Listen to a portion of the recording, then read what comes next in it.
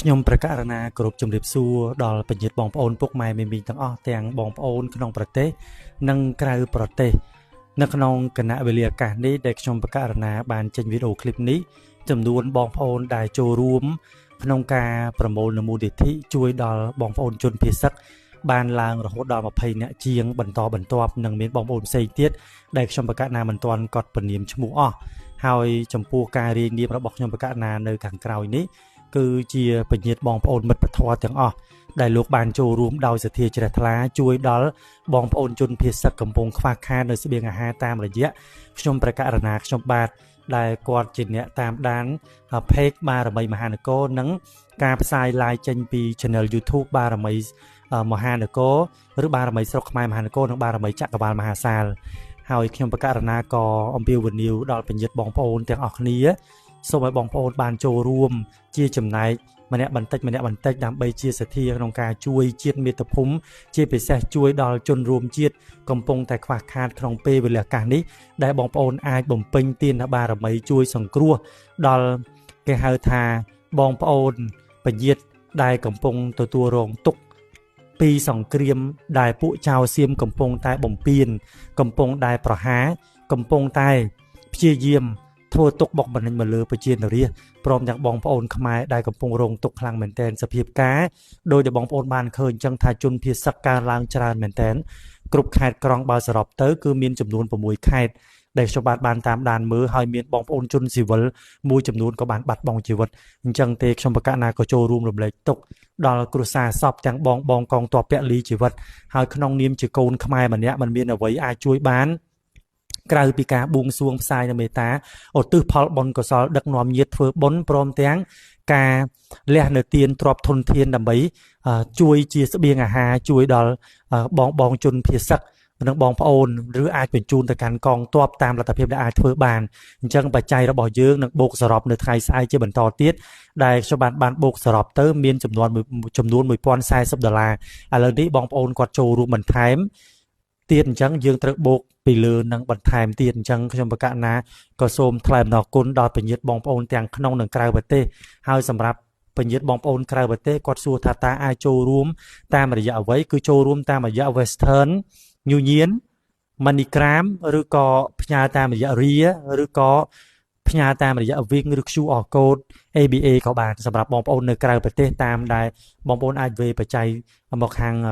page បារមីមហានគរបានហើយសម្រាប់ការតំណាក់តំណងគឺ page បារមីមហានគរដែលខ្ញុំបានផុសវីដេអូនេះនិង QR code នៅក្នុង comment នៅក្នុងវីដេអូនេះតែម្ដងដែលខ្ញុំបាននឹងដាក់ជម្រាបជូនបងប្អូនពញាតទាំងអស់គ្នាហើយអាចតាក់ទងតាមរយៈលេខទូរស័ព្ទ077549354នេះជាលេខ Telegram ផ្ទាល់របស់ខ្ញុំបានមួយខ្សែទៀតគឺប្រព័ន្ធ Smart គឺ097674677មួយខ្សែទៀតគឺប្រព័ន្ធ Medphone គឺ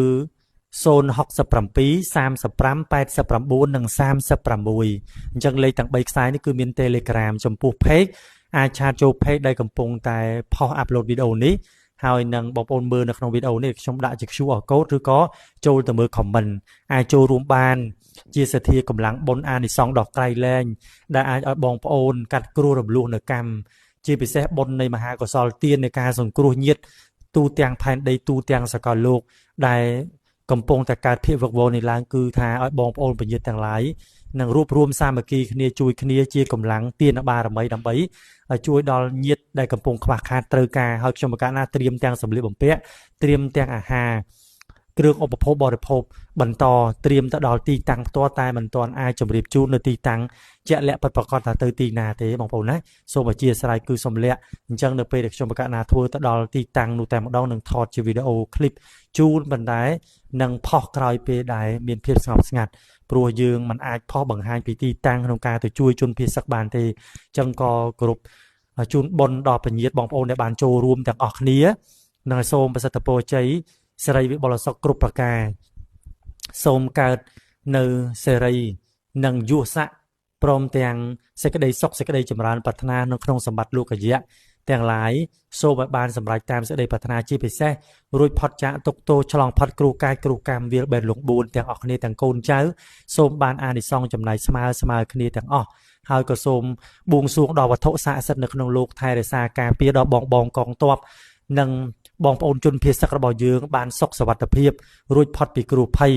អំណាចបុណ្យបារមីអំណាចទេវតាដែលលោកមានឫទ្ធិសូមការពារខំក្រងឲ្យនគររបស់យើងឆ្លងផុតគ្រោះភ័យពីជនកំណាចពួកចៅសៀមដែលកំពុងឈ្លានពាននេះសូមឲ្យពពួកនោះវិនិច្ឆ័យអន្តរាយចាញ់ឯងដោយសង្គ្រាមធម្មជាតិចាញ់ឯងដោយការកាត់គ្រោះកាត់នៅសេចក្តីច្បាប់កម្មគេហៅថាត្រូវទូទាត់កម្មជាមួយនឹងពពួកនោះដោយគ្រោះទាំងឡាយនឹងត្រូវសង្គ្រប់នឹងត្រូវប្រហារពពួកចៅសៀមនោះដោយវេលាចុងក្រោយនឹងត្រូវបំផ្លាញនឹងត្រូវលិចនឹងត្រូវលិបចូលក្នុងបាតសមុទ្រជាមិនខានទេបងប្អូនណាអញ្ចឹងក៏គ្រប់អរគុណអនុមោទនាបុណ្យកុសលឲ្យបានចំណែកស្មើគ្នា